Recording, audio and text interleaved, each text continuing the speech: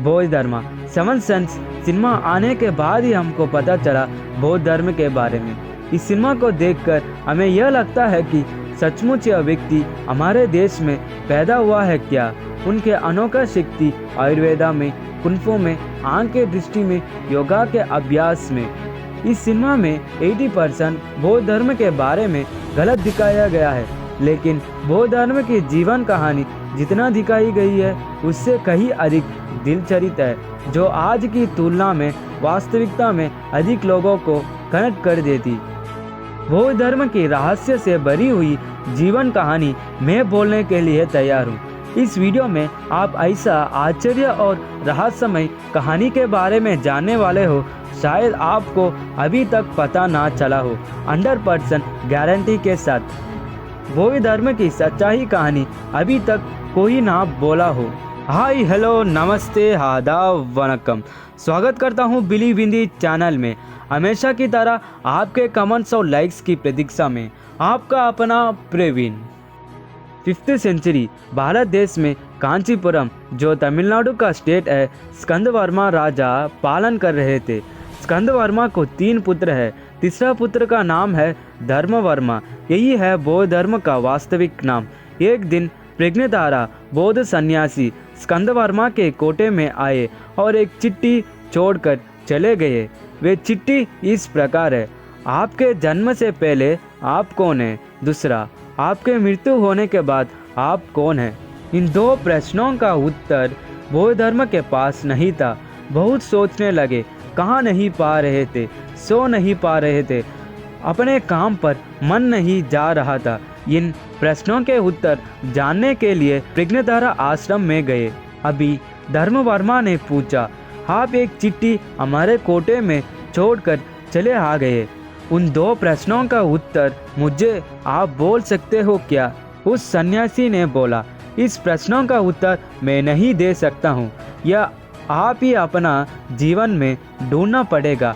आप तो राजा का पुत्र है, आप इस दुनिया को देखो, इस दुनिया में ही सब प्रश्नों का उत्तर है। प्रज्ञाधारा सन्यासी यह बोला, आप राजा का जीवन छोड़कर सेल्फ रियलाइजेशन करो, आपके जीवन का असली मकसद आपको मिलेगा। अभी धर्मवर्मा बिना सोचे अपने राजा का जीवन छोड़कर उस प्रज्ञाधारा को गुरु मानकर और सन्यासी का जीवन ले लिए। यह सब सिर्फ 22 उम्र में ही हुआ था। इस घटना से ही धर्मवर्मा की लाइफ चेंज हो गई थी। उनके गुरु अभी आदेश दिया कि इस पूरे दुनिया में अनेक विज्ञान, विद्या, योगा, मेडिटेशन, धर्म ग्रंथों यह सब सीख कर आओ। 4 साल के बाद धर्मवर्मा गुरु के पास आए। गुरु ने फिर आदेश दिया कि अभी आप चाइना देश को जाओ, तृतीय बुद्धा की तरह आप जाना। प्रथम बुद्धा गौतम बुद्धा, तृतीय बुद्धा बौद्ध धर्म। इसी घटना से ही धर्मवर्मा का नाम चेंज हो गया था बौद्ध धर्म में। बौद्ध धर्म, आप अभी चाइना देश जाने से उन 2 प्रश्नों का उत्तर मिल जाएगा। अभी बौद्ध मतम चाइना में गौतम बुद्धा के दौरान फैल गया। अभी बौद्ध मतम के बारे में सही सलामत अवेयरनेस फैलना है। अभी बौद्ध धर्म ने बोला, मैं अभी ही जाऊंगा। प्रज्ञाधारा बौद्ध सन्यासी ने बोला, अभी नहीं, जब आप 60 साल पहुंचोगे तब आप वहां जाना।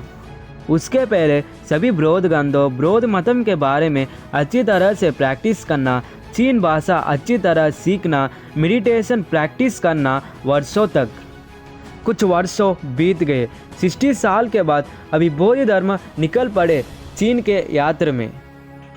अभी बौद्ध धर्म को आश्रम में भी प्रवेश करने से मना कर दिया, क्योंकि वे भारतीय थे। वे सोचते हैं कि भारतीय बहुत बैक्टीरिया कैरी करते हैं। हम भारतीय खाना खाते समय हमारा हाथों का प्रयोग करते हैं, वे चीन लोग चॉपस्टिक का प्रयोग करते हैं।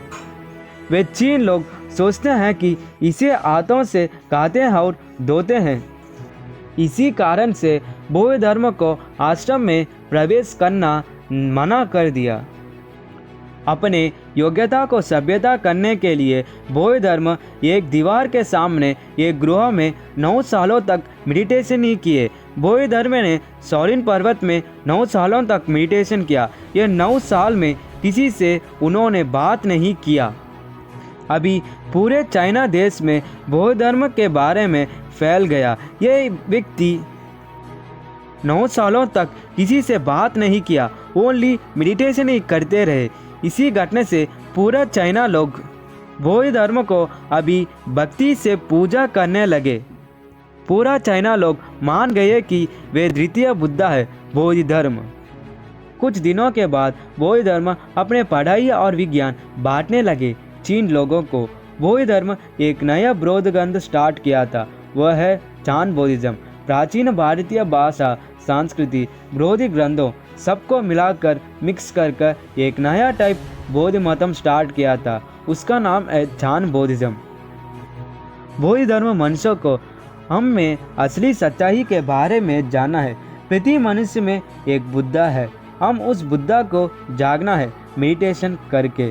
चाइना में बौद्ध धर्म को धामो नाम से जाना जाता है। अभी आप पर यह सोच रहे हैं कि कुंफू बौद्ध धर्म ही चाइना में स्टार्ट किए होंगे ना, पर नहीं, बौद्ध धर्म एक नया टाइप कुंफू स्टार्ट किया था। कई प्रकार के लड़ाई और अभ्यास और व्यायाम को मिक्स कर एक नया टाइप कुंफू स्टार्ट किया था, वह है शाओलिन कुंफू।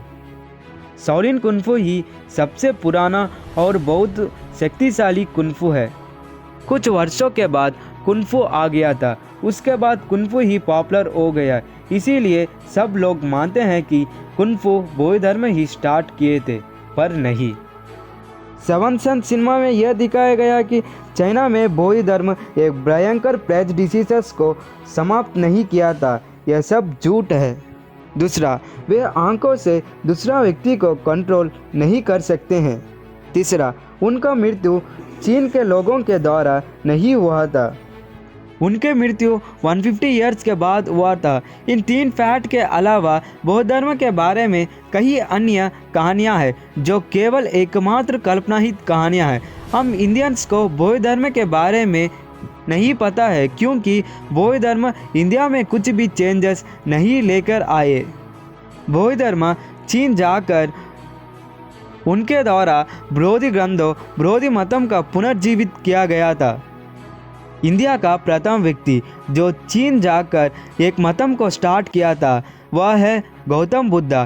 द्वितीय भारतीय व्यक्ति जो बौद्ध धर्म है फिनिशिंग टच दिया था उस मतम को। इस मतम को चाइना वाले अभी तक फॉलो कर रहे हैं, उन दोनों को भगवान समान मानते हैं। हमें गर्व से बोलना है कि चाइना वाले भारतीय पुनर्स्थापित किए गए मतम को फॉलो कर रहे हैं। मेड इन इंडिया टैग को फॉलो कर रहे हैं हर व्यक्ति चाइना में।